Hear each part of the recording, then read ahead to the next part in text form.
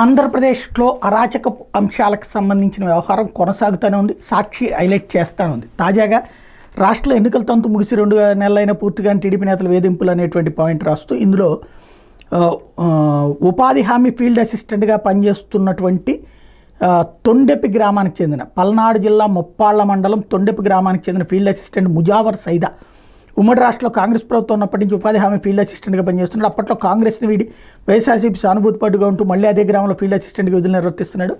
ఇటీవల జరిగిన ఎన్నికల్లో కూటమి ప్రభుత్వం అధికారంలోకి రావడంతో గ్రామంలో టీడీపీ నాయకులు ఒత్తిడితో సైదా రాజీనామా చేశాడు. ఎన్నికల తర్వాత రోజు జరిగిన గొడవల నేపథ్యంలో తొండపి గ్రామాన్ని వదిలి అత్తగారి గ్రామం ముప్పాళ్లలో ఉంటున్నాడు. ఆదివారం సాయంత్రం తన భార్యతో కలిసి వైద్య పరీక్షల నిమిత్తం గుంటూరు వెళ్లి ద్విచక్రవాహనంపై ముప్పాళ్ల వస్తుండగా పెదనందిపాడు కాలువ సమీపంలో తొండపి గ్రామానికి చెందిన టీడీపీ నేత రాయిడి హనుమంతరావు ఆపి సైదాపై దాడి చేశాడు. దీంతో తీవ్ర మనస్తాపానికి గురైన సైదా ముప్పాళ్లలోని అత్తగారింటి వద్ద భార్యను ద్విచక్ర వాహనాన్ని వదిలి ఇంటి నుండి వెళ్ళిపోయాడు. తనపై హనుమంతరావు చేసుకున్నాడని తాను చనిపోవాలనుకుంటున్నానంటూ కుటుంబ సభ్యులతో పాటు పలువురికి ఫోన్ చేసి చెప్పి ఫోన్ స్విచ్ ఆఫ్ చేశాడు. బంధువులు సైదాకు ఫోన్ చేసినా అతని నుంచి సమాధానం రాకపోవడంతో కుటుంబ సభ్యుల ఆందోళన పెరిగింది.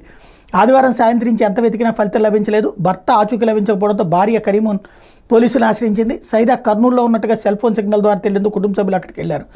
కరీమున్ ఫిర్యాదు మేరకు మిస్సింగ్ కేసు నమోదు చేసింది దర్యాప్తు చేస్తున్నట్టు ఎస్ఐ హజరత్ అయ్య చెప్పారు.